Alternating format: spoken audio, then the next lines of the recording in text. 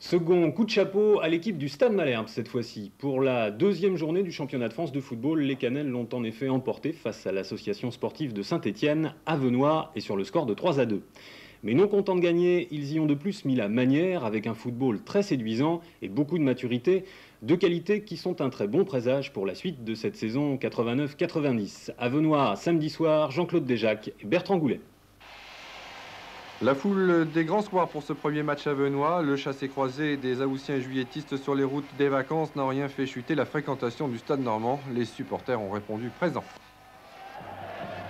Un match qui démarre à 100 à l'heure, le SMC veut le break d'entrée, mais c'est Saint-Étienne qui trouve la première faille. On joue depuis 4 minutes, débordement du Hollandais Wischke, centre renvoyé en corner par Jean-François Domergue.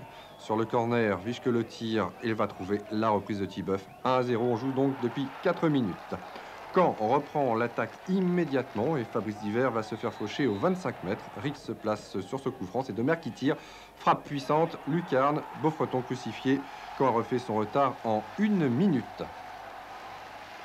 Le jeu ensuite, beaucoup de mal à se poser, quelques irrégularités à signaler, surtout celles commises sur Montagny qui sera légèrement blessé. Caen démontre grâce à l'apport des nouveaux de Wilder Rio Péan de très belles choses. Là on voit Michel Rio en action. L'équipe du SMC apparaît beaucoup plus solide en ce début de saison cette année donc. 23e minute, touche pour Saint-Étienne, récupération signée Franck Dumas. Le coup d'œil de Graham Rix qui prolonge pour Divers. L'instinct du buteur, Primard et Beaufreton ne peuvent que constater les dégâts de but à 1. La confiance habite les Cannets. On est serein, on le voit notamment, l'image est significative pour le rôle de Franck Dumas qui est au milieu de terrain, qui fait un travail d'essuie-glace énorme. Et ça, c'est vrai que les gens ne le voient peut-être pas trop, mais pour nous qui sommes derrière, c'est un travail très très efficace. C'est un peu notre Tigana à nous, quoi, hein, quand on voit Tigana, le travail qu'il fait à Marseille. 33e minute, Saint-Étienne réussit de beaux mouvements avec ce centre de Pouliguen pour Chaouch qui se laisse glisser dans la surface de réparation. Deuxième mi-temps, toujours mainmise des Cannets sur le ballon. 17e minute de la deuxième période, un but sans commentaire en 4 passes.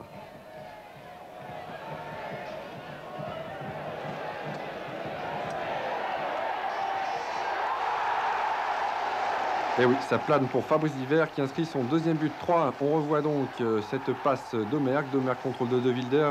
Michel Rio, ce petit pont pour lui-même. Prolongation pour Divert. Contrôle pied gauche, extérieur pied gauche. Ça fait un but. Ce n'est pas le deuxième but stéphanois marqué sur enjeu à 2 minutes de la fin qui va changer le cours du match.